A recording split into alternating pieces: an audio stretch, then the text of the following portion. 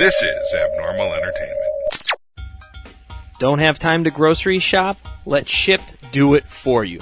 Shipt lets you put in your order and brings your groceries to your door in as little as an hour. All you have to do is sign up at shipt.com and enter the membership code ABNORMAL, and you'll get $10 in free groceries on your first order. Save time, get what you need, and leave the shopping to Shipt. I am a real American, fight for the rights of every man. I am a real American, fight for what's right, fight for your life. You're listening to the No Cry Zone, a progressive political podcast on the Abnormal Entertainment Network. And welcome to the No Cry Zone. I am here, as almost always, with Rob and John and a special guest. Special guest, who are you? Gretchen Hertz. Gretchen Hertz. Spell that for everyone, please. Gretchen. I meant Hertz. Well, sometimes people have trouble with the first I don't want name. anyone to look up Gretchen Hertz as in pain. Hertz. Like megahertz. Yes, That's it. exactly. Your new name. And my husband's an electrical engineer, so There you it's go. a Wow. huge joke for his customers. That's And actually no one pretty else. good. That's good Yeah. marketing. That really is. Just call megahertz. Yeah, and his name's Mike, so it's M. Hertz. Call Mike Megahertz. And once the zombie apocalypse happens, you already have a built-in warlord name. Or a superhero name. Either or. True. Gretchen is already regretting. As most people do. But we're here. Nothing's happening in the world. Nothing going on. No fleets. No nothing. No bishops. No. Nothing. It's an armada, David. It's not an armada, Rob. It's a dinghy. It's the USS Minnow, and it's going the wrong way. But there's totally things going on. What's happening in the world? Well, we lost an aircraft carrier group for a week. Well, they knew where they were, to be honest. Oops. So there was that. Let's see. The news today, and of course, as we always know, whenever we record, the big news always happens the next day or that night. Yeah, so get ready. So something's coming. I mean, that seems to be the case. But today, Jason Chaffetz announced he is not running for re-election. So I almost feel like kind of running him out, which is fine. Anyone named after what thighs do when you run too long, they can go.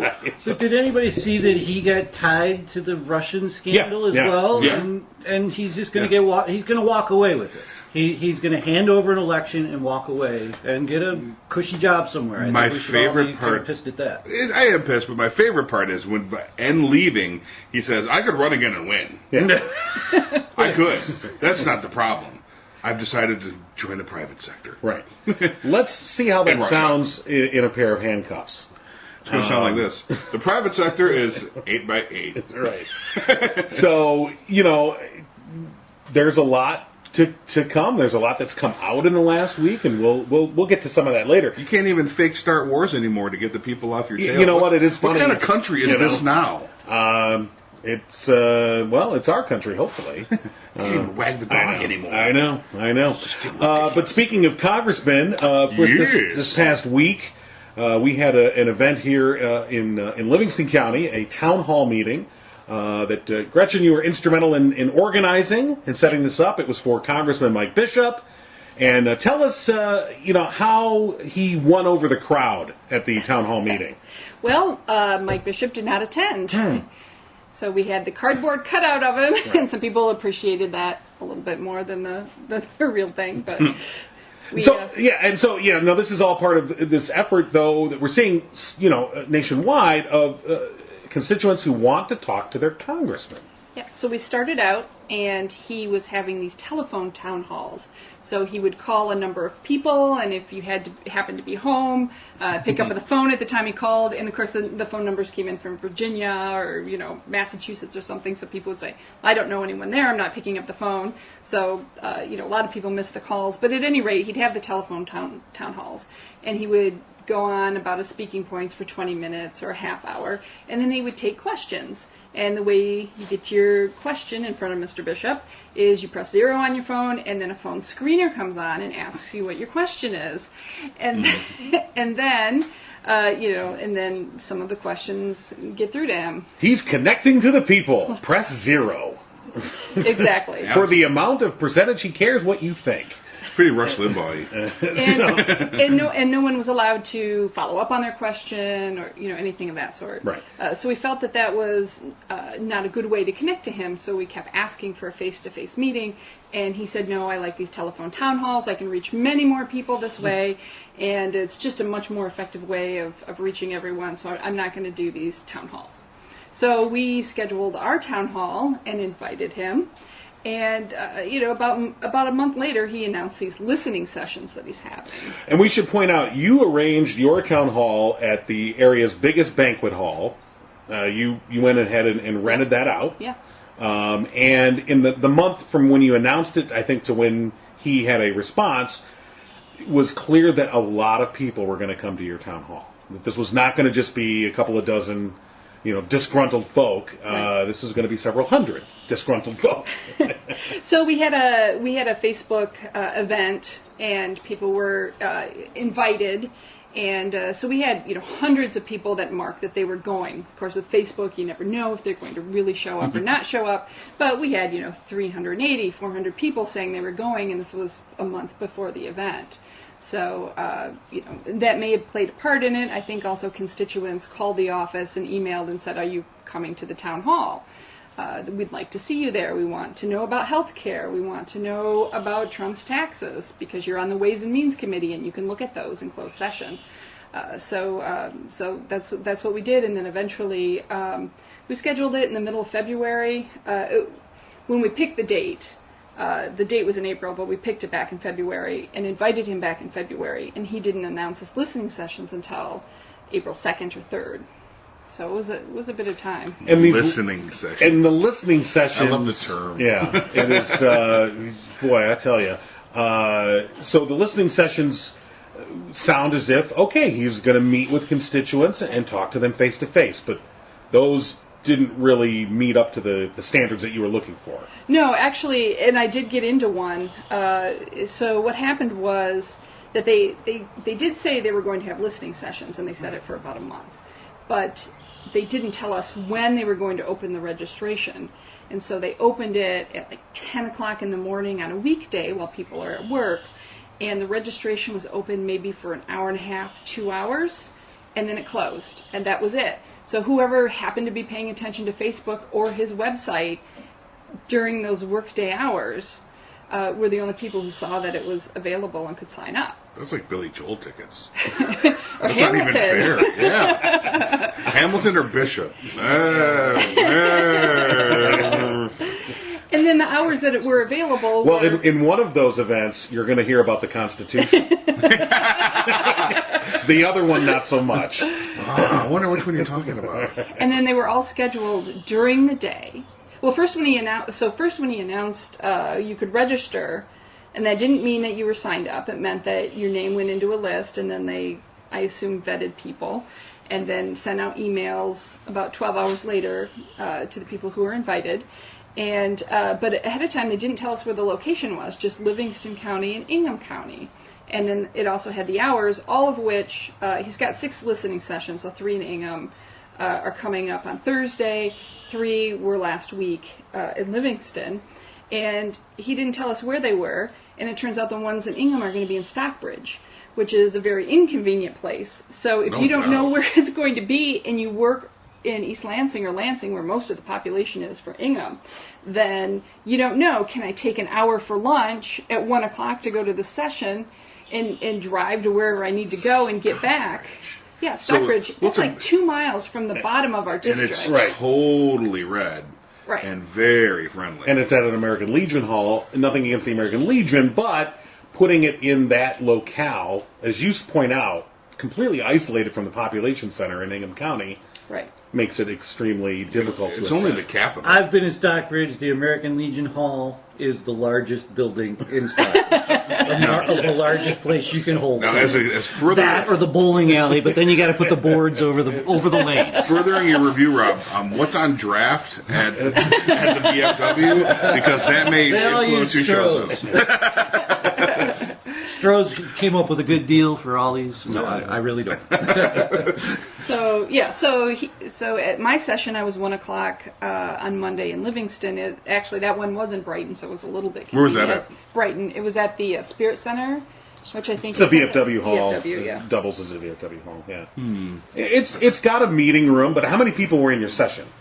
So there were 14 that showed up for our session, and then a couple people weren't able to make it, so they let some of the protesters in.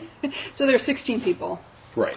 in our session. 16 whole people. Now, last week, our semi-regular contributor, Jordan Genso, was also at a session, and he said that, he gave, well, he's like the Shemp of this crew. Wow. I didn't say, I could That say it makes was me like- Curly Joe. Well, so the thing he said, he gave credit when he said that actually he thought that format could be potentially beneficial in that it was intimate, so to speak. It's a Right. one-on-one with a small group of people, but that there were far too few, that they were held at inconvenient times, and again, as you were pointing out, inconvenient places.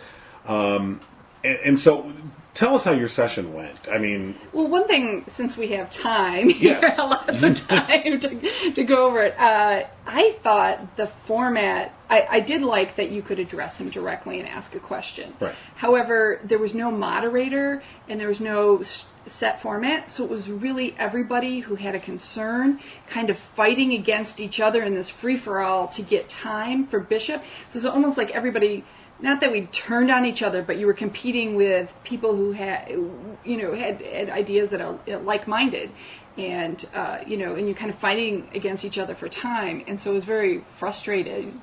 And Do you think they do that for ego? Like, look at the people was that trying on to talk to purpose? me. Well, I but don't was know. that on purpose? I don't know. yeah. Jordan seemed to indicate that it was. He thought Well, that they didn't fix it after the first one, and people were shouting out, Yeah. "Let's put a time limit on this," and they didn't do anything. Right. So perhaps it was. Oh yeah, that's a way to let chaos control it. right, and that he felt that the congressman was more than happy to let people drone on. They did. because they were eating time. He was just running out the clock. Is kind Right. of how he put it. Right.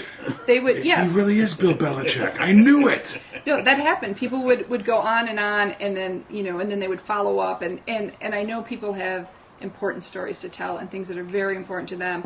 But when one person goes on for 10 minutes and there's 16 people in the room, then it's frustrating. Everybody's worried about if they're going to get their turn. Right. Do you think that people see like the town halls on the news and they're watching cable news, and the people they always show at the town halls are the ones with these poignant stories, and they wax poetic about these stories? And do you think that we've learned behavior from that? Maybe, I don't know. That people want to tell their story. Yeah. Like, Well, this is the venue. And again, to reference how Jordan referred to it, it was that he said he thought that in a setting like that people should come together and that the congressman should be treated kind of like a witness in a trial.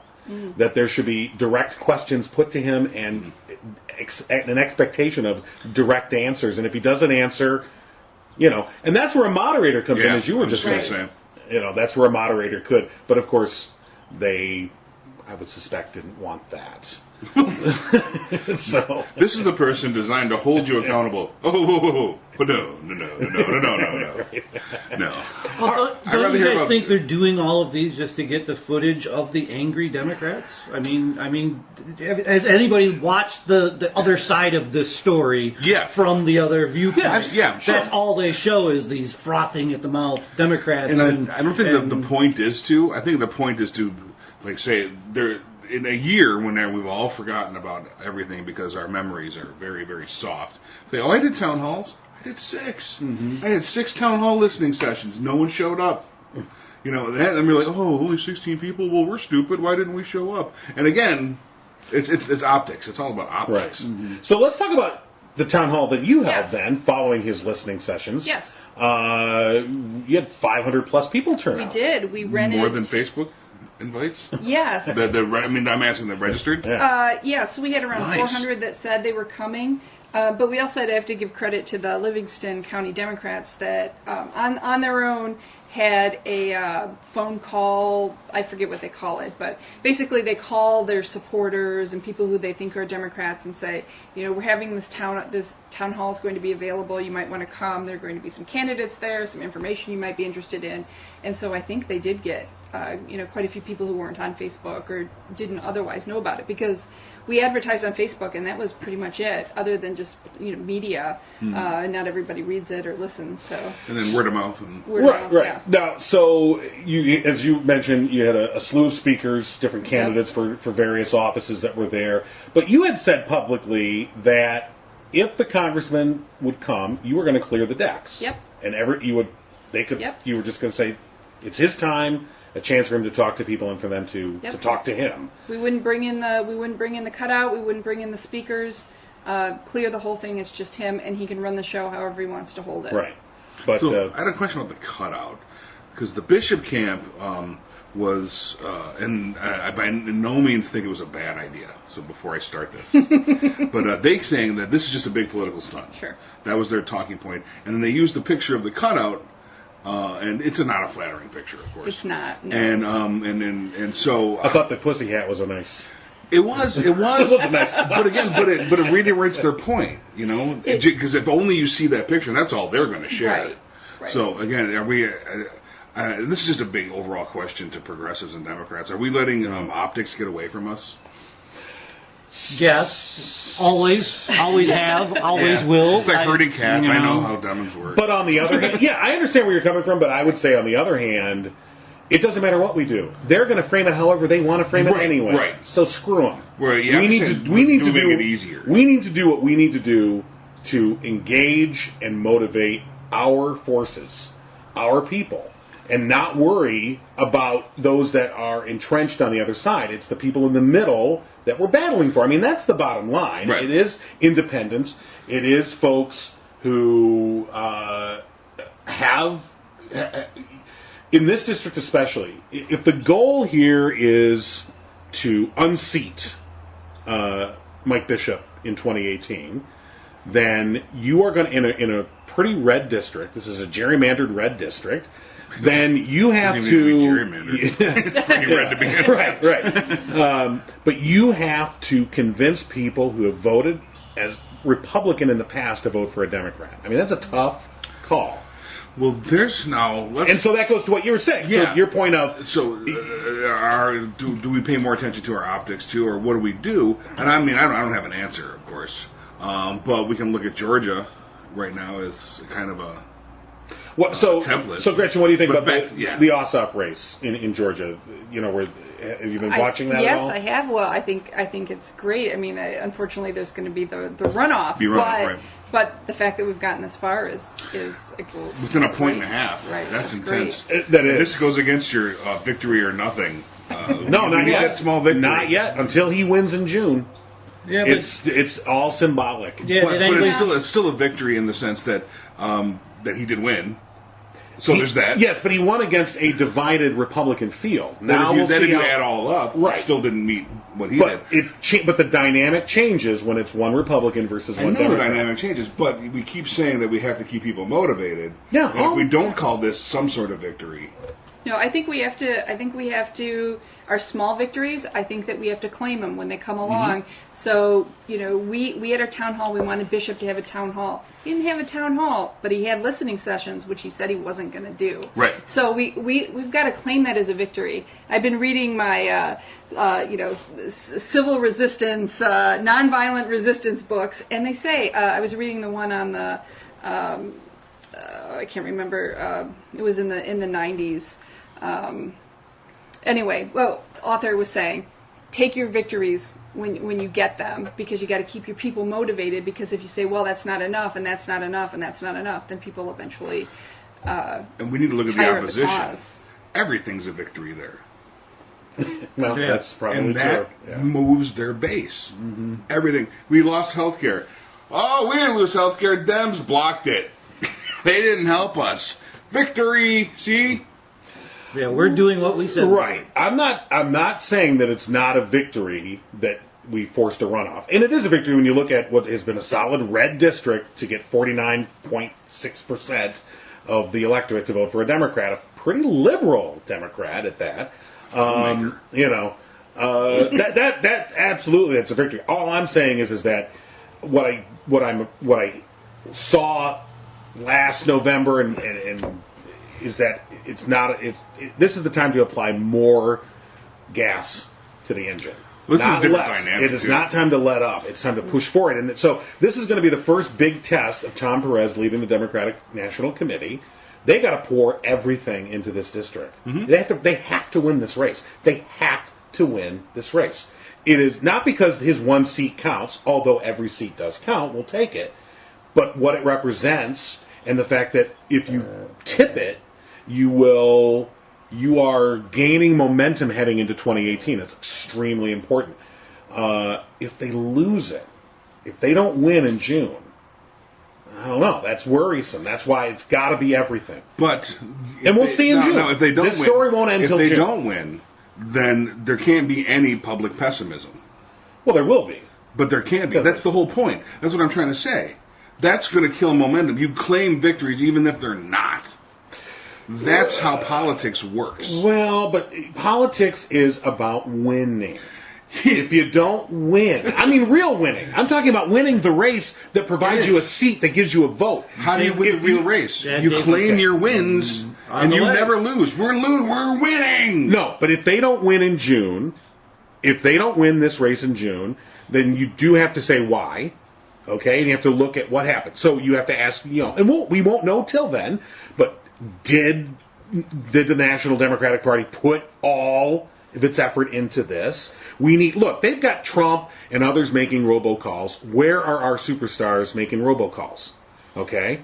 Where are they? Are they necessary? We need them. I think they might. didn't work for them. It certainly avoided an outright win. Look, it would have been a disaster for Trump if Ossoff would have won last night outright. That would have been a disaster. Just an outright win in a formerly red district. Them being able to push it to June, they can take a sigh of relief, and now they can put everything into beating him in June. And It's they still a will disaster. put a lot. It's not a disaster. Because It's a setback no, it's a disaster. Their superstars came out. and prevented an all-out disaster. Our superstars didn't show and nearly crushed them. Okay, I'm saying throw everything. This is all hands on deck, hand grenades and gasoline. We're talking different things. I'm not saying that's not right. Okay. I'm saying that you have to give the optics of your winning. Right. People want to be on the winning side. I'm not saying declare it's a loss. Did anybody watch Spicy today? He came out and basically, this is a loss. This is a win for the Republicans, and that's Right, what of David's course. saying. Is they lost today, but they still came out and said, "We won." Right. I mean, that was what my take on it was. Is that guy shouldn't even be at 40%. He should be 20% in that state. That is a huge win for Democrats. We got to be taking that to the streets. But even though they lost and got their ass beat, the Republicans are still coming out and saying they won. This argument can't be answered until June. All right. No, this is an argument about optics. Yeah, it's kind This is an argument about that race. And it's almost like Trump in his book, never admit defeat, never admit. Do that we you were really wrong. want to take marching orders from Trump? You just said fire with fire like 2 weeks ago. That's not Trump. Well, All right, that's not Trump. I think That's politics. All right, There we go. Optics. Okay. Optics are fine. Optics are important. I'm not saying you ignore the optics or you put out bad optics. Yes, they're extremely important. All I'm saying is that it is too soon to go, wow, we did a good it's not pat on the back time. No, It it's is not, but it's declare victory time. No.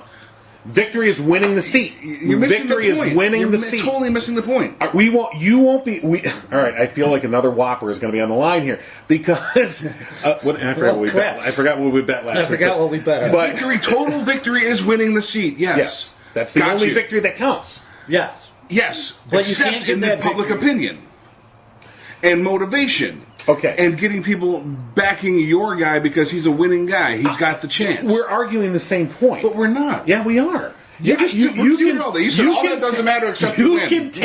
You can take his good showing. You can take his excellent showing. It's an excellent showing, no doubt about it. Take that and use that in a positive manner to go forth towards June. But it doesn't count. Okay, I didn't say it didn't count. Yeah, you did. No, I'm saying you don't declare victory. You want to declare victory. It's not victory. I want to say yes. You want the troops to hit the beach at Normandy, plant the flag, and go, we win. No, you still gotta. Berlin's that way. Okay, I'm declaring victory and winning, two different things. Okay, two different things. But you're saying, I'm using your phraseology that we declare victory. It's not a victory. Declare victory. No, it's not a victory. Because it's you didn't a step in the right direction. Well, then declare it a success. Doesn't matter what word you use. Even though we don't know, even though we know we didn't win, declare victory anyway. No, I disagree. Yeah. Well, your way has lost it before. I disagree. Let's try the new way. How has my way lost it before? I would say that way has lost it before. No, your way lost it before. Look, you had Clinton going for her 300 electoral votes, campaigning in Texas. I had Clinton. You did, yes. Not you. You. Oh yeah. All right. Not you too. I'm saying that argument of declare victory and move on. Different dynamic. Well, you brought it up. It's a totally different dynamic. It's completely different. Now we're complete and utter losers. No, I didn't say we're losers. I did. Because victory, remember, winning, that's all we care about? We're losers. True. Right, exactly. But you can't say that. No, I didn't say that you should say we're losers. All I'm saying is don't say we're winners yet. You can say, look, you need a series of wins. Look, this is a mission accomplished moment, okay? Remember mission accomplished? No, mission accomplished. This is not mission accomplished. No, it's not. The mission is to win that seat. And that's just and frankly, even that in the bigger scale is not the real victory. That's another step towards the actual goal. The actual goal is to win. The actual goal is to win in 2018 enough seats to flip the Senate. An extremely tall order, by the way, but it can be done. Right. And it's one step at a time towards that goal. That's the ultimate goal. Why? Hold on, let me finish. The reason why that's the ultimate goal, it's not just so you can go, yay, we win, you're a jerk. It's because once you have the Senate, you now have a legal and political way to block Trump. That's why that's important. You're then set up for 2020. 2020 is extremely important, obviously a presidential year, but it's also a census year, and we all know what that means. Thank you for basic civics. Okay. We're not arguing that is the ultimate frickin' goal. You are. No, I'm not. All right, you are arguing. You want to declare a victory. Yes, I'm saying it's a good first step. I want to declare a series of victories to get us to the ultimate goal. Okay. Series of successes. Let's call it a different word. Call it something else. I don't care what you call it. Okay. Let's call it really doesn't successes. matter to me. I think that might be better. I mean, as long as I don't have to go through another basic civics. No. The point is that look, we're the engaged folk here. All right. We care. We read. We watch. We pay attention. We are the freaks. All right, let's face it. We're most people do not care, do not watch, do not read. Right. All right? And so even amongst our progressive coalition, most people aren't that engaged on a day-to-day basis. All right? So if they get the impression is, we won. And I'm talking about specifically that district specifically, those people that live in the Georgia 6th district, they cannot be given the impression that they won. They should be given the impression that you now have to finish the job and win in June. They're not mutually exclusive. Party your ass off in June, but not till then. They're not mutually exclusive. How so? We won right now, but we have more work to do because we have to get the seat. This was a victory. We need more. Absolutely. Okay. I think it's important not to. You're talking about optics. I'm talking about optics and enthusiasm. All right. I think that you don't. I'm trying to not dampen enthusiasm. All right. Okay. I think it does, though. All right. If we don't take this and say, this is a huge step, we did it. Okay. Let's go. I'm thinking language is important. All right. You can say we're parsing words, but I think language is important. It is one thing to say this is a huge step forward. It is another thing to say this is a win. It's not a win. I think words like win and victory are important. You must be specific in how you use those words. The win is getting the vote in Congress. That's the win. This is a good first step towards getting that. Good job. Use it. fight, get everybody in here. The win is in June. That's the win. That's what I'm saying. I think you're off. Okay. Well, I think if optics are important, it is important to be precise with language. I think if optics are important, we should be precise with language, and this is a win. Let's do more. Okay. All right. Well. So where's that Armada? It's in Australia. All right. Well, hold on. So we have a guest, by the way. So Gretchen. So what's your thinking of you? You're thinking of not only the 6th, but just looking forward here. I mean, this group that you were able to sort of organize this event, and moving forward, how do you get this to turn? So to follow what we've just been talking about, how do you get the event that you got this great response to? And we should point out your event very orderly. Right. People were respectful. Even though we had the unfortunate picture of the cutout with the hat and the people joking around, and it did obviously get some attention, but it wasn't the point of our meeting. In fact, the cutout. In fact, when we started, we had the cutout and we didn't have any speakers. And we went from that to, we can't stare at a cutout for 2 hours. We don't think he's going to come. Call Clint Eastwood. You only have that to go, that's not going to go over well. So we said, okay, we need some content. So what we did was we brought in people, and we had them tell their stories, and then we had them ask questions that they would ask Bishop if he were there. And then, of course, we had some answers from the cutout based on... and they were actually quotes from Bishop, things that he'd said, on the House floor, things that he'd said in an editorial or press releases, that kind of thing. And so we put that all together.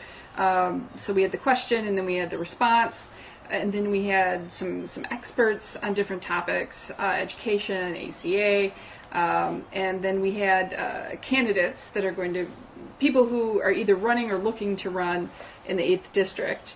And then we had a candidate for governor.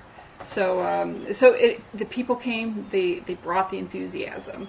We booked the room for 450 people, and there were people on the sides, people standing in the back. That's excellent. Yeah, and we had national press. So we made the Wall Street Journal. We were in the Huffington Post. We were in USA Today. So plus all the local. And let's point out. So the cardboard cutout was the key hook to getting that national press, was it not, or at least a part of it?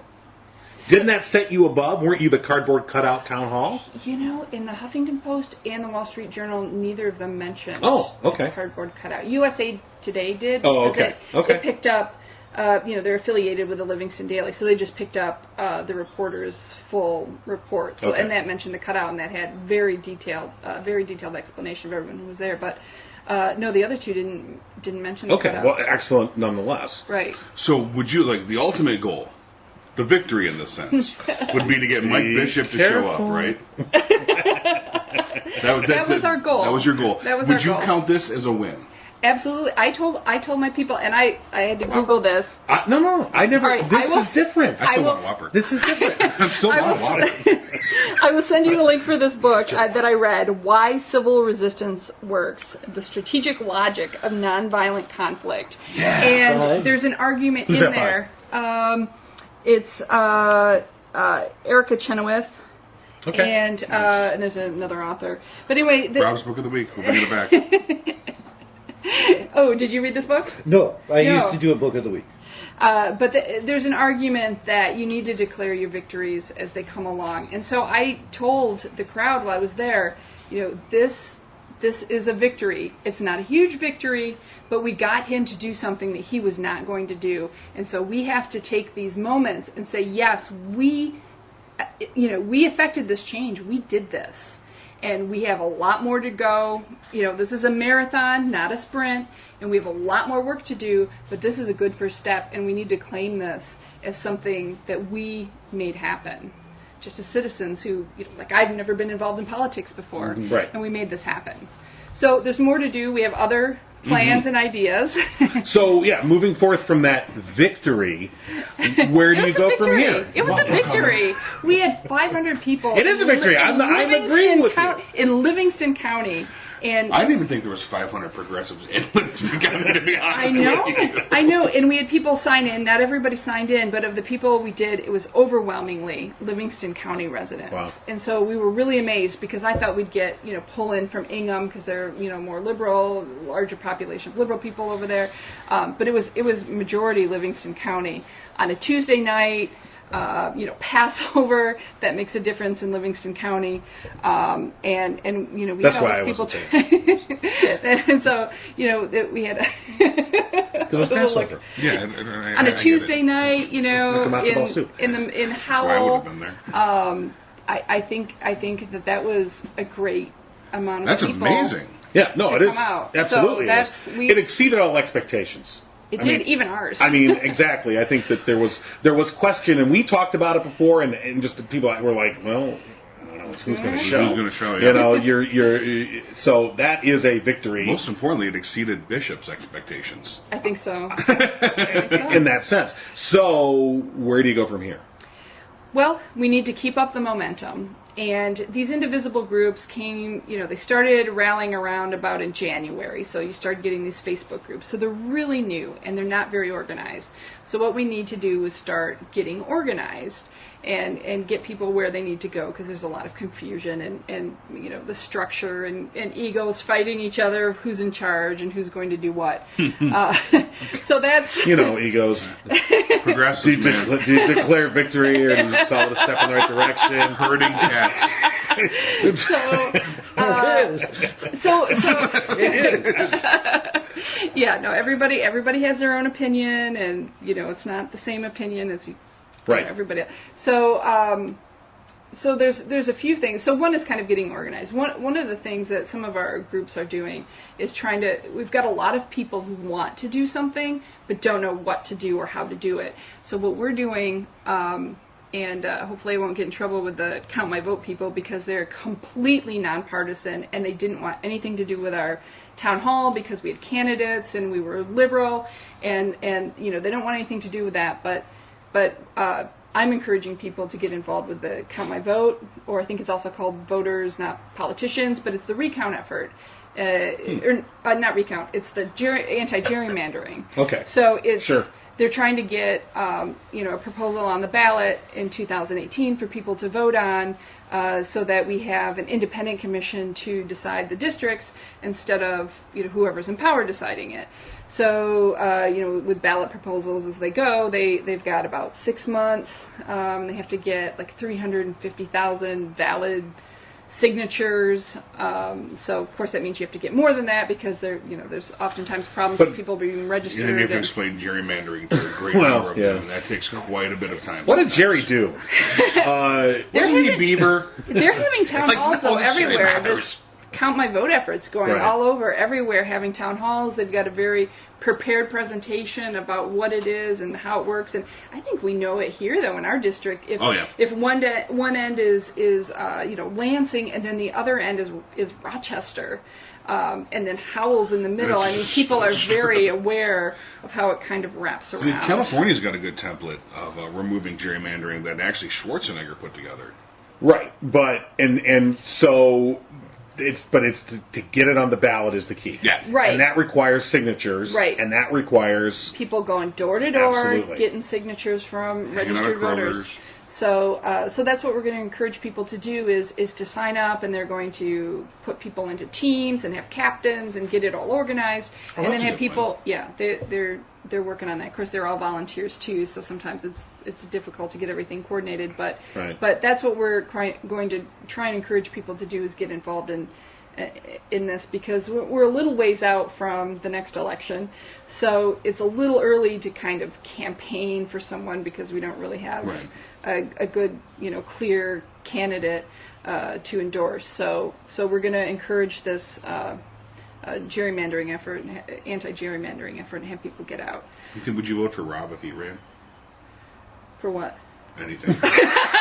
if only people could have seen Gretchen's look. She really gave you the up and down, and she's like, for what? And I still have dog catcher. You couldn't get a dog catcher in this town, mister. Do they still have a dog catcher? I don't even know. I'm sure that's corrupt. We gotta fix that. Probably Livingston defunded. County, you got to go down and adopt animals there. Yes. We foster for them sometimes. Oh, that's animal cool. Control. But anyway, so that's one thing that we're trying to point people. I don't think toward. that was an endorsement. No, that was not an endorsement. You? For his candidacy, That was not an endorsement, was it, Gretchen? No. No. But anyway, so we're trying to funnel people into that. They're enthusiastic. We need to put that into action as soon as we can. So did you get names and numbers when people were there? I mean, did they? We just did. Try and sign up. Okay, All right, good. so That's important. Count My Vote did not want to gather names Right. and addresses. However, I have names and addresses, and I'm going to pass them on. So That is valuable information. I know. It is the most valuable information right now. Just earlier this week, or at the end of last week, the Clinton campaign turned over 10 million names that they had in their database that weren't in the DNC's database, turned it over and said, okay, here's these names that you don't have. We're done with them, obviously. And you know, but that's valuable stuff. don't give them to Bernie. Right. So it was sort of like, it was in a certain sense, it was like, all right, Bernie, you're batter up. Your turn to do the same. But getting names and numbers of motivated people is like extremely important, Right. because this is where it begins. Because it is taking people to go door to door and ask for signatures for something as bland, seemingly bland, as the gerrymandering, effort.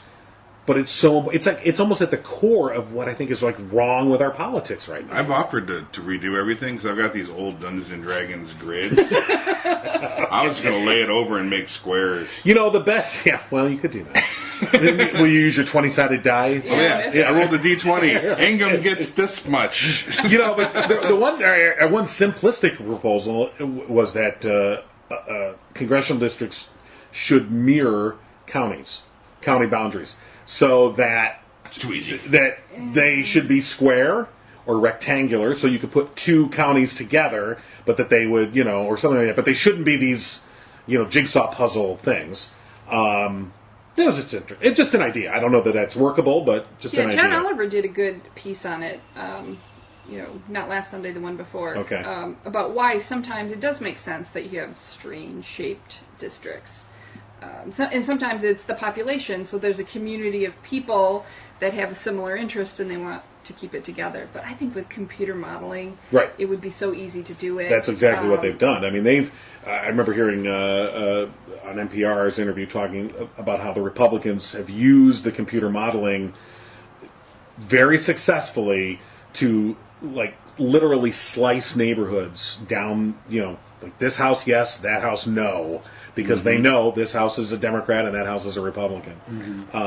So anyway, either way, getting some sort of non-partisan process to determine these districts, that's important stuff. Because, and this goes back to the original point of you having the town hall, because when we have these gerrymandered districts, representatives, they don't feel as, I think, connected to constituents as they need to. They don't necessarily have to listen. Yeah, they don't feel obligated. Yeah. I mean, so, all right, well, that is awesome. I think that's a great step forward. It's a great victory forward. Oh, jeez. Success. We're going to call it a success, I'm going to call it a victory. Victory is not a verb. So You can't victor forward. Victorize. you've been victorized today. As you victimize the English language. So we're doing that, and then we also are going to do kind of a community building thing, where we're going to have, we don't have a title for it yet, but it's going to be some sort of performing arts and politics. So we're going to have people do, parody songs about Trump or Bishop or, whatever's going on in the world, skits like Saturday Night Live, some sort of satire, and then like angry, rage poetry, whatever people want to do. And we're going to have it. It's going to be over near Lake Orion. We're going to do it. I think That's it's gonna called be the fun. Wildwood Amphitheater, and it has room for 2,000 on the I grass love it. there. Yeah, and it's like 20. Do you have a date yet, or just you're still working July it out? 15th. We're going to do it.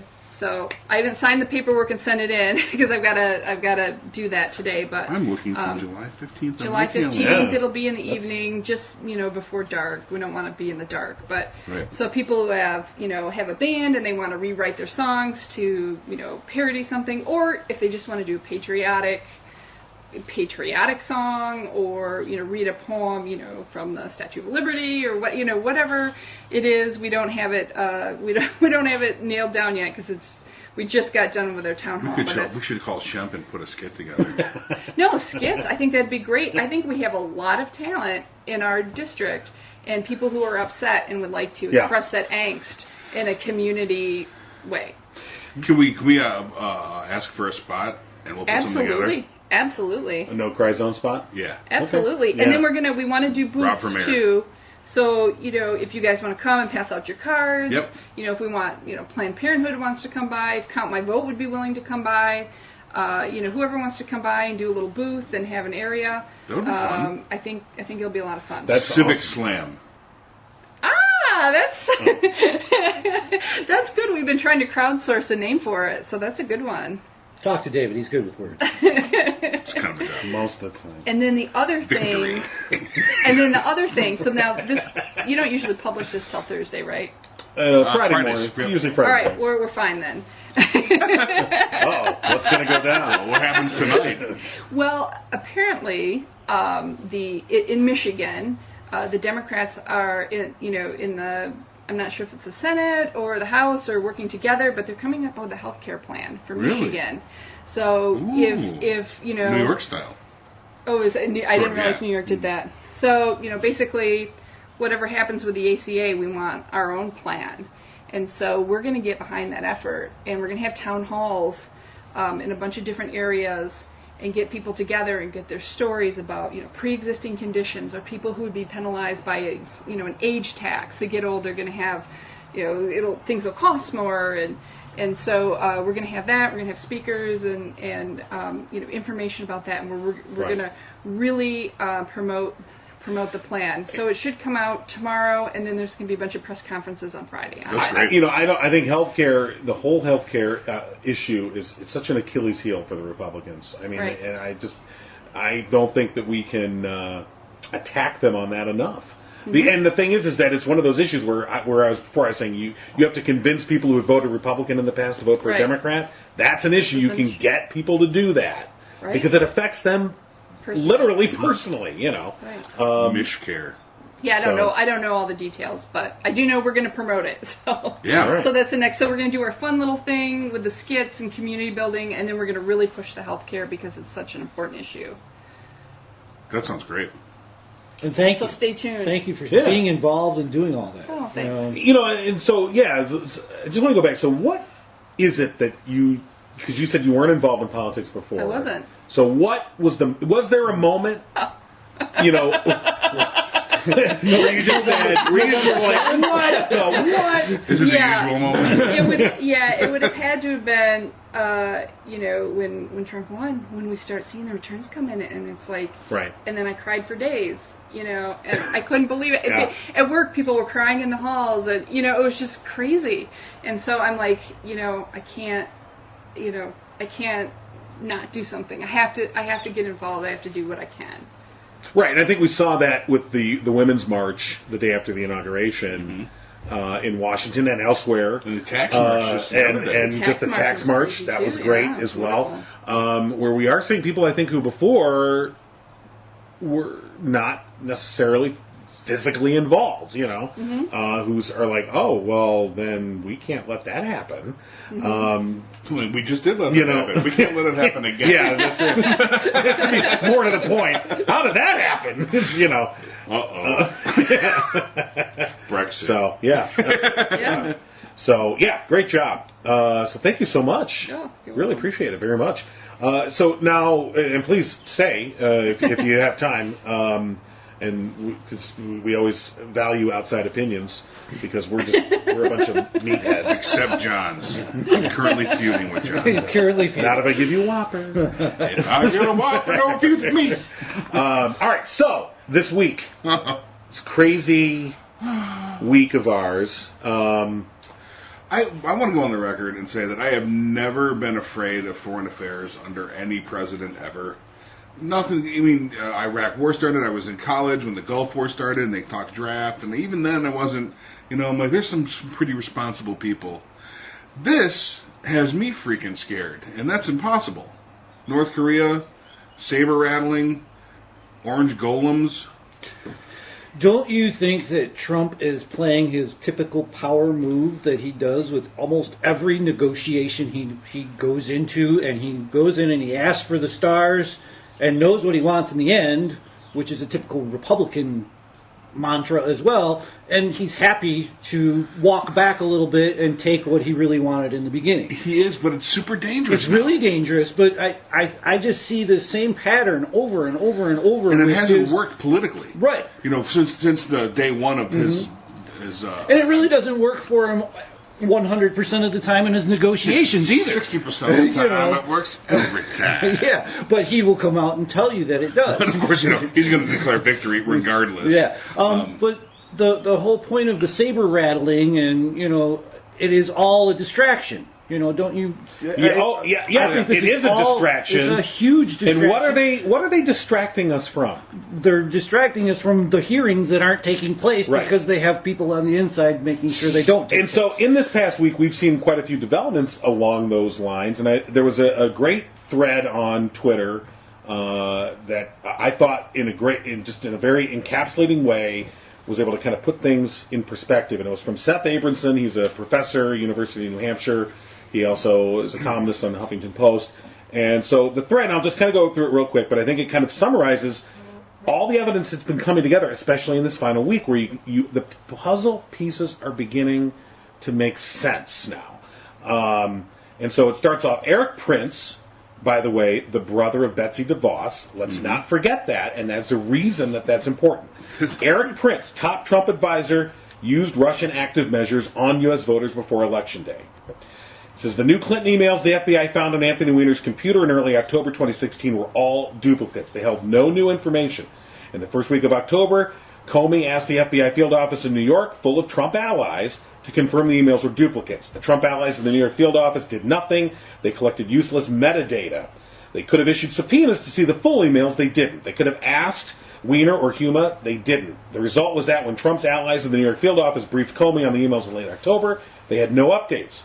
What did start happening around that time is that Rudy Giuliani started going on TV teasing an October surprise that would sink Clinton. That dude. On October 27th, Comey realized he'd been had. Team Trump was going to leak disinformation about the content of the quote-unquote new Clinton emails. He then goes on to say he saw that his field's office foot-dragging on confirming the emails as duplicates was designed to preserve them as a campaign issue.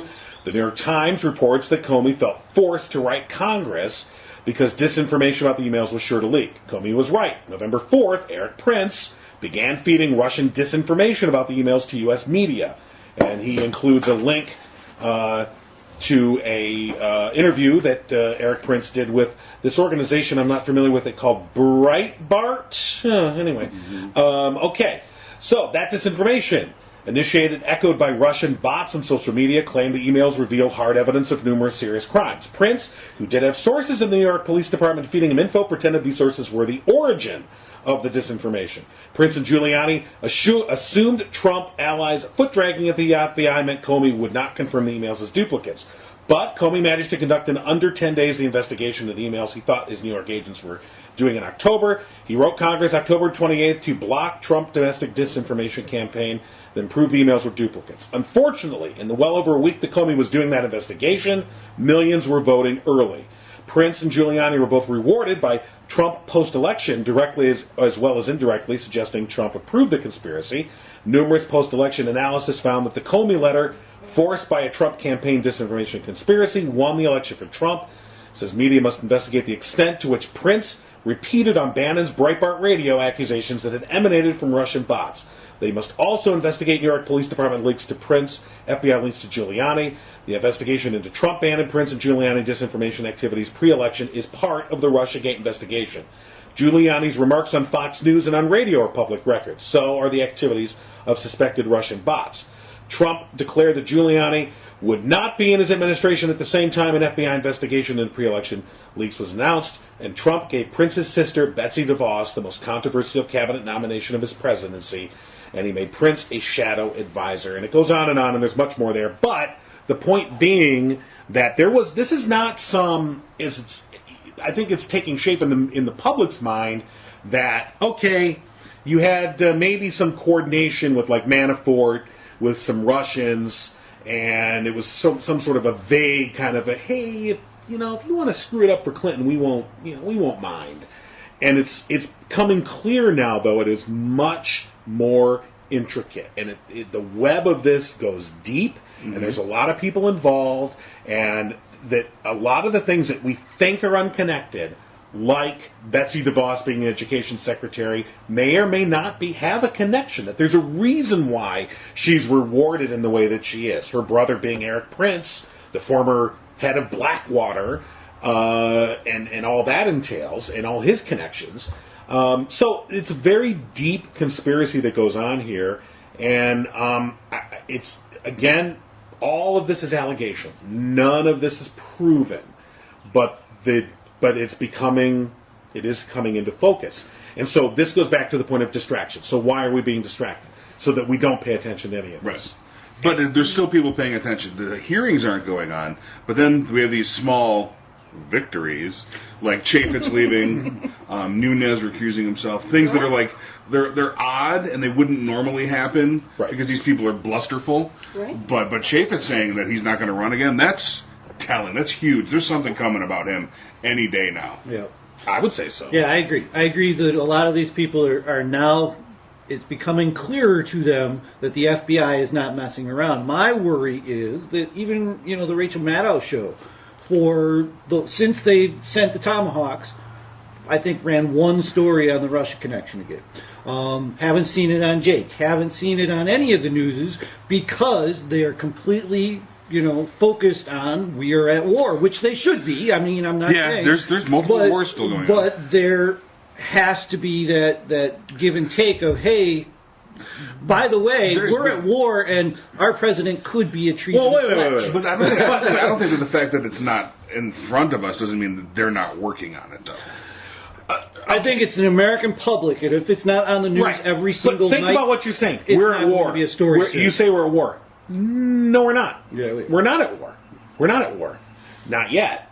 All right. We lobbed a few missiles into Syria. Okay, fine. That's not a war.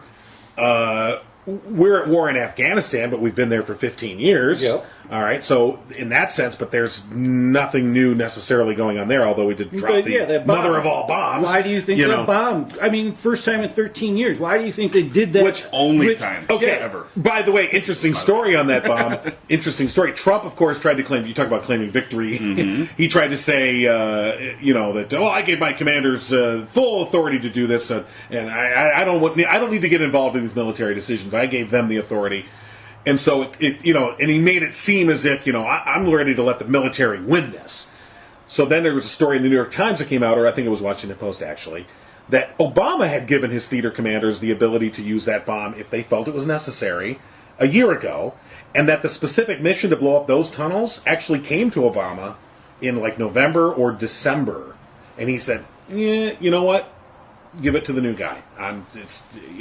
And so this notion of somehow they want to paint this picture that the weak anti-military Obama versus Trump, who's ready to let the generals win the war, and so it's optics. We agree on that. But of course the details always get in the way of the truth. They do, but not the perception of the truth, depending on your base. You're right. And I had a conversation at an event I was at over the weekend, a public event. And I was talking to somebody about... Who let you out in public? I know. I snuck out. And somebody was talking about the mother of all bombs. He said, "Oh, that's so cool, man. I blew that thing up and blew those fuckers up. And and it was... And I'm just sort of like, okay. And so just didn't really confront as much as just sort of trying to have a conversation about this. And I brought up these things like, well, actually, I was just reading that, Obama had the ability to use that. And he kind of put it off. And his commanders, And it was just interesting. The guy's like, listen, he's like... It was almost like, buzzkill, ruining it for me. Oh, yeah. The details again ruining the narrative that they want. He went back home and read Soldier of Fortune magazine cover to cover. Yep. So, do you think in part that we're all distracted because, well, I'm not distracted, but a lot of people are distracted because Trump's distracted?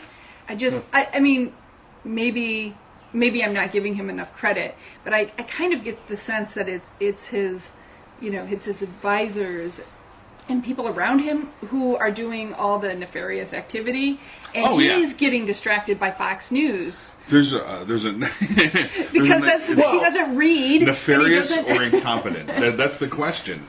That's what we've been debating here. So your point about him being distracted. So several weeks ago, he can't pay attention to anything for more than a couple minutes. So Syria, okay, we'll bomb them. Right. We think I go back and forth on this. Is this all coordinated? Or is this just a bunch of lunkheads? No, I think other people are coordinating it, but I don't think it's him. So, for instance, when he tweeted out about, Obama wiretapped me, and it came out on a Saturday morning, and it did sort of seem like, where is this? What? That was him. That was him, and that was him being distracted. And the funny thing is that what happened was, to go along with what you're saying, is that he tweeted this out, and it was almost immediately kind of knocked down by the traditional sources that said, no, this is crazy, there's nothing to this. And yet his allies, his minions, were determined to turn this into something real. That's where the Nunez stuff goes, where he then digs up information. They try to blame Susan Rice, that she was spying on them, and then they try to declare a victory. Yeah, see, he was being spied on, and it turns out, well, no, actually Susan Rice, who was the national security advisor, was doing her job, idiots. Here's the point, though. How many Republicans know that second part of the story? Oh. None. How many know? How many know that Susan Republican Rice voters? None. The ones in Republican Washington, voters. all of them. Yeah, all of them are the Republican voters, though, because that is the narrative on their side. Yeah. We won. It was Susan Rice. Here's and the they big moved issue. on. And they do. Narrative's the big issue. I think that people don't fully comprehend the Russia thing and get distracted by war because it looks like a frickin' movie. Well, look, as I just read those tweets to you, I mean, I was getting bored listening to myself. I can only imagine how you three I was thinking Jason Bourne. All right. That's all I was thinking. Like, Jason Bourne's got to go in and take care of this. Because, wait a minute. But it's complicated, and we don't do complicated well. Nope. I know this. We is, really don't. I can do complicated in like 7 episodes. The next season, like when Jon Snow comes back to life, then I can recomplicate. But I need a break. Right. No, I agree. It gets to be too much, and we lose focus. And this is a wide conspiracy. I think this is probably the quintessential American conspiracy. So let me posit this. I don't know. There's still some PhDs running around with the 9/11. You have to give it to them. They are putting their. So I don't know if this is the quintessential because the other one has been going on for however many years now. If you accept it. Yeah, if you accept it, but they are moving on with that. I think this is have the more and most more moving information. parts. This is the most. So you're talking about truthers. I'm talking about the people who think that 9/11's a conspiracy, that the government, which is all a bunch of bullshit. There's all this stuff. But I'm just saying that there are people who are on their own conspiracy tangents, let's say, and we need it to be this one. We need it to be this one. I don't want to devalue this one with their participation. Please don't link. I agree.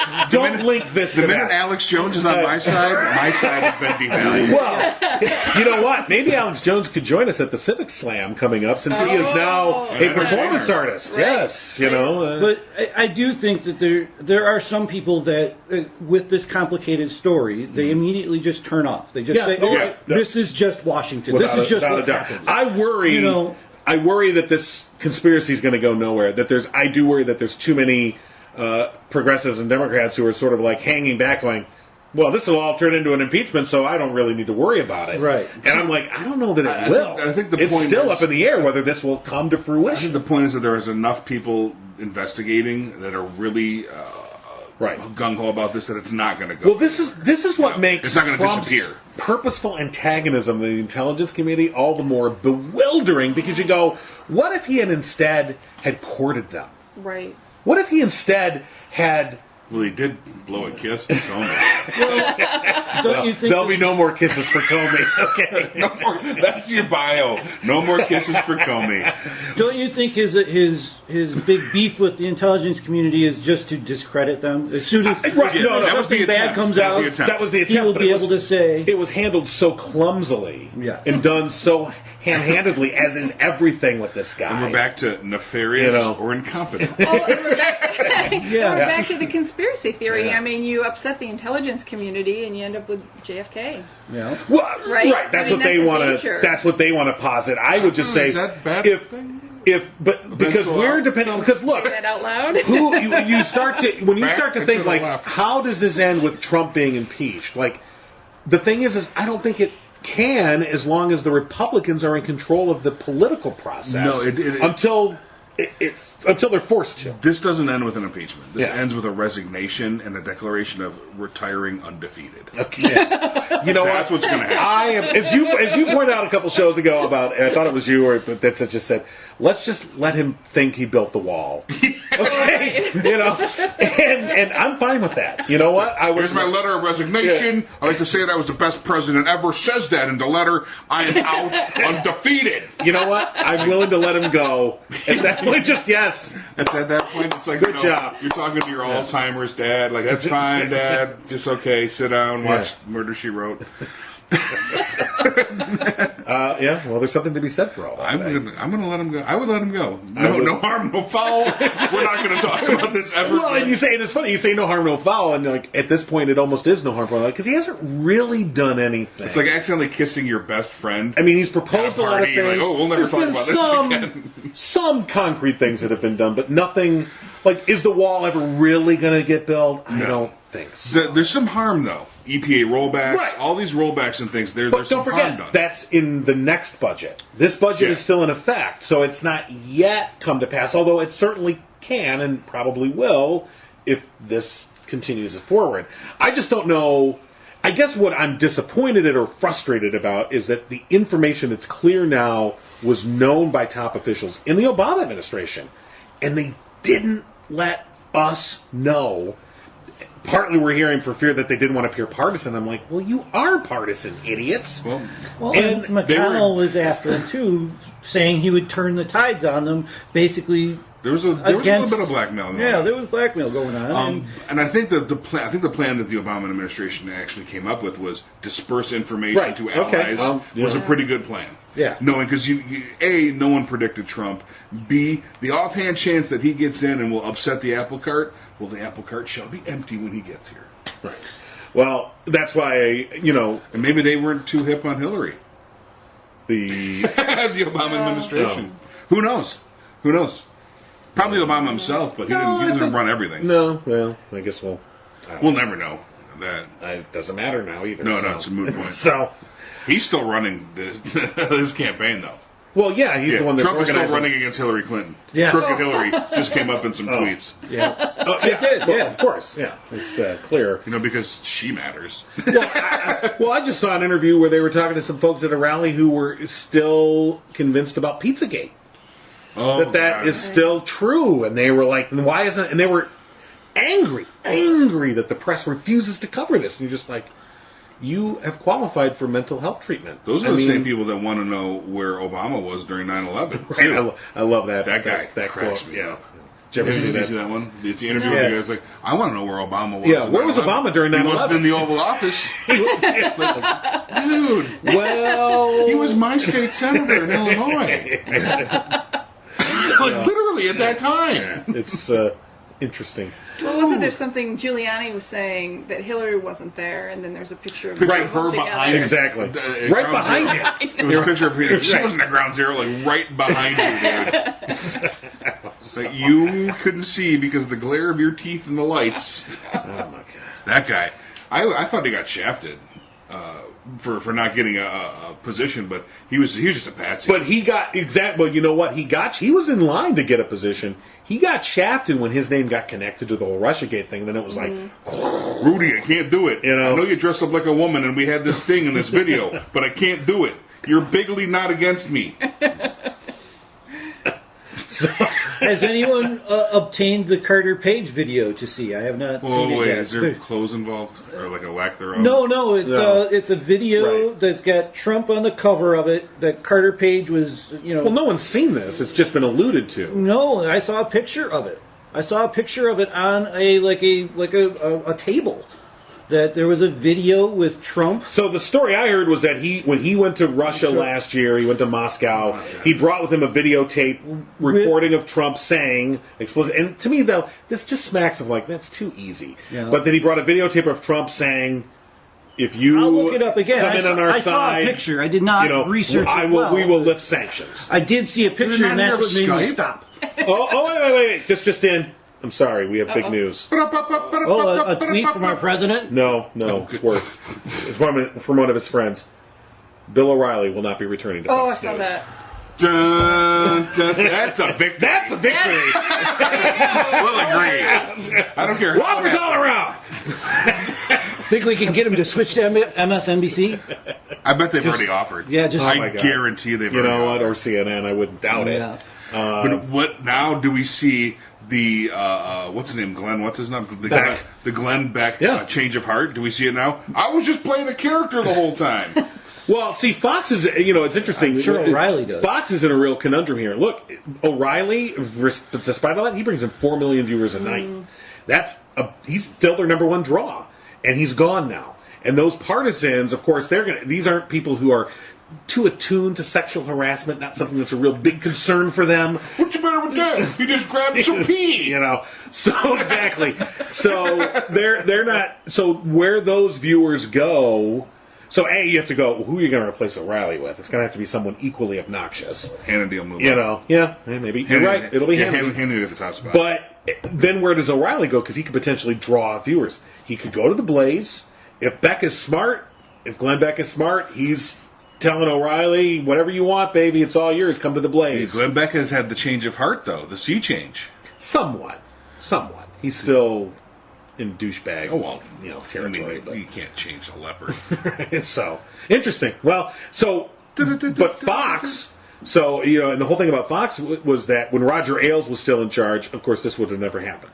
No. But with Roger Ailes now being out because of a sexual harassment scandal, Fox Corp wants to buy Sky News in Europe. That's hundreds of millions of dollars in deal that was being threatened because the regulators in Europe were saying that this ongoing scandal at Fox in New York was a problem for them in terms of approving this deal. So they had hundreds of millions of dollars on the line. That's why they had to jettison O'Reilly. Out of the box thought, Shep gets called up.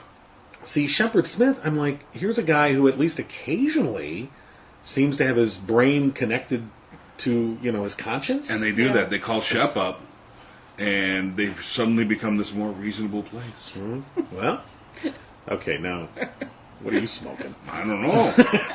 No, they're not really reasonable. They just look like it. Well, It's perception. yeah. Because Hannity will lead into Shep. Yeah, right.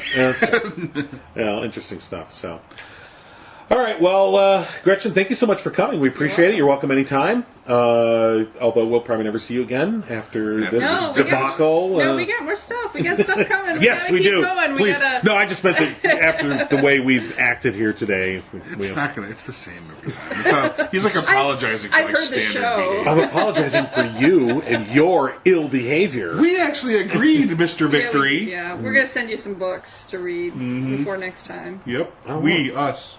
Me and Well, Gretchen. you know what? Gretchen and I. You can send me books. I'll send you Whoppers. Well, feed the brain, feed the mind. Rob?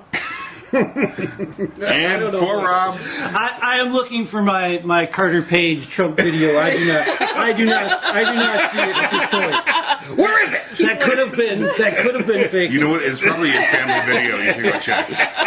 It's in that last blockbuster at the I will Kitsy. put it up on the right. Facebook page if I can find it, Tune in next week. or Rob- next year. as Just Rob forget de- about Rob that. declares his candidacy for mayor of Margaritaville. You know, there's We'll see if Rob can turn the page.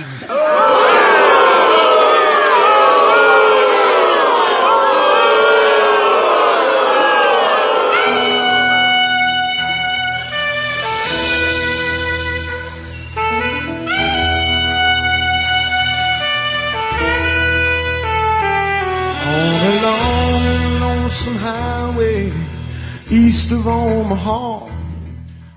There is nothing like watching a movie on the big screen, and with MoviePass, you can see unlimited movies every month from Abnormal Entertainment. Head to abnormalentertainment.com and click on the MoviePass banner to get your first month free. And after that, it's only $30 a month to see unlimited movies, even on opening day. Go as many times as you want. Have a blast with MoviePass and abnormalentertainment.com.